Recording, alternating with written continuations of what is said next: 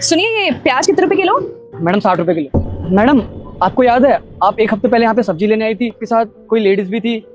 आपने तो पैसे दिए थे लेकिन उन्होंने सब्जी उधार ली थी। अब हम फोन कर रहे हैं तो फोन स्विच ऑफ आ रहा है। आप सुनीता की बात कर रहे हैं क्या? हाँ मैडम, शायद उनका नाम सुनीता ही था। आप बता सकते हैं उनका घर कहाँ है?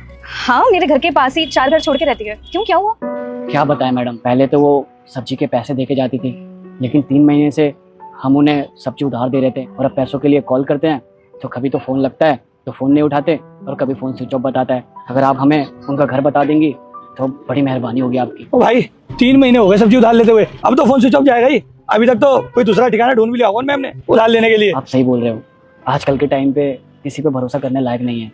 चंद पैसों के लिए लोग फ़ोन उठाना बंद कर देते हैं और वो ये भी नहीं देखते कि वो किसी गरीब का हक मार रहे हैं। इसीलिए तो कहते हैं भैया आज के टाइम में ना कोई भरोसे लायक नहीं है।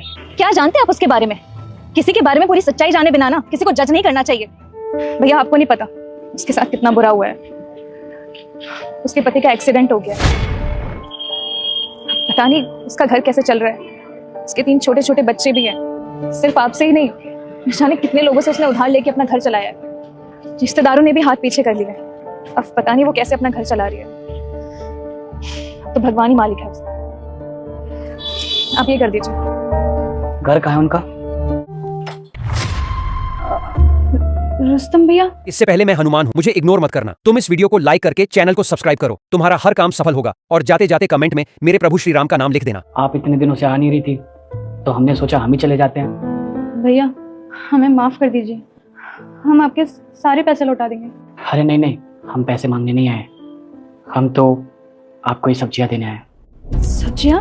पर भैया इन सब्जी के बदले हमारे पास पैसे नहीं आपको देने के लिए। हमने कब कहा कि हमें इनके पैसे चाहिए? और एक बात बताइए, जब आप हमारे दुकान पे आती थी हमें क्या कहती थी? भैया, तो एक भाई का फर्ज होता है ना कि अपनी बहन की मदद करे। तो क्या हम इतना भी नहीं कर सकते अपनी बहन के लिए? जब तक हम जिंदा है ना, आपका चूल्हा नहीं बुझने देंगे। और हाँ, हम आप पे कोई एहसान नहीं कर रहे। पिछले जन्म का कोई कर्ज रह गया होगा हम पे जो इस जन्म में चुका रहे हैं। आप रोते हुए बिल्कुल भी अच्छी नहीं लगती, आप हंसते हुए अच्छी लगती हैं। और ये ले लीजिए, वरना हमें लगेगा कि आप हमें भाई सिर्फ बोलती हैं, दिल से नहीं मानती। अगर आपको किसी भी चीज़ की जरूरत पड़े तो हमें ज़रूर बताइएगा, आपका भाई हमेशा आपके साथ है। चलते हैं। जब सारा रास्ता बंद हो जाता है तो ऊपर वाला कोई ना कोई फरिश्ता जरूर भेजता है, तो हमेशा दूसरों की मदद करनी चाहिए।